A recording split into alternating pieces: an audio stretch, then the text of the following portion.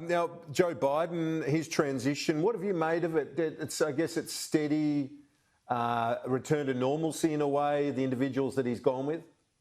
Yeah, look, this is exactly what I think we all expected. We all expected a president like Biden, who's not exactly a youngster, would select the very best so that he wouldn't have to do all the work himself. And I think so far he's doing a pretty good job of it. I always thought he would. I had probably more faith in Biden than some others. If you look at his history, and remember, he's been in legislatures for nearly 50 years. This bloke has a ton of experience and he's not stupid. I always thought he'd do well. One of the things that I've been reflecting on, Richo, in terms of Biden, not just vis-a-vis Donald Trump, but in relation to his former boss, Barack Obama. When Obama was elected, there were stratospheric expectations of him, weren't there? No human could meet them. Whereas Biden, there are very little expectations, so it might work in his favour. Well, I think Trump lowered the bar very considerably, a bar that Obama had lifted. You know, Obama was an extraordinary individual, and I don't think anyone, with the possible exception in recent times of Tony Blair, ever came near his use of rhetoric. He was a brilliant speaker, an orator of real class. You don't have many of them on the world stage these days. Biden won't be one of them, but he should be steady as a rock, and that's a lot better than what we've had in America in the last few years because Trump was so unpredictable. No one really knew where he'd go on any issue.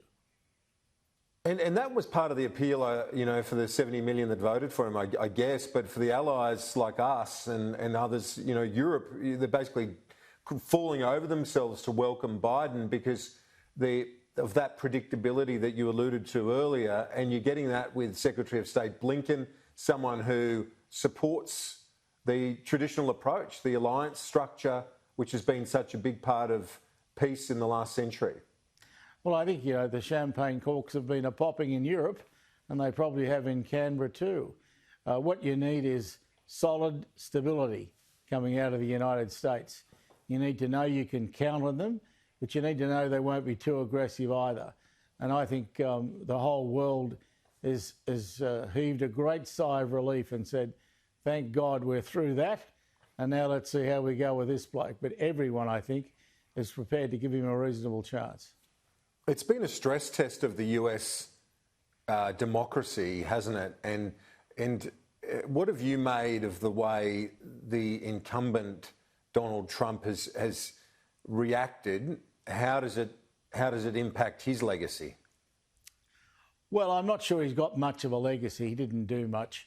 What he's doing here is proving to be a very sore loser. And I don't think anyone likes that sort of thing. Trump signalled this. He signalled that he'd be doing whatever he could to undo any election defeat. But, you know, it doesn't matter whether you're talking about a local club or a national parliament. When the crunch comes, it's the people who vote. You don't get in by courts. You get in because people vote you in.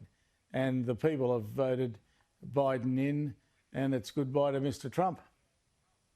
Yeah, and were there times where you're looking on and thinking, well, you know, this is a stress test of the United States, because to this point at least it seems to have held up okay in that regard, Richo. Yeah, it does, and I'm glad that it has. You know, you went into this election with riots in some cities and things looking pretty ugly, but things have calmed down. I think Biden is a calming influence. And I think America needed exactly that. You know, it doesn't matter where you are, people will always opt for safety when it comes to governments. And I think that Joe Biden is seen as a pair of very safe hands. Yep, indeed.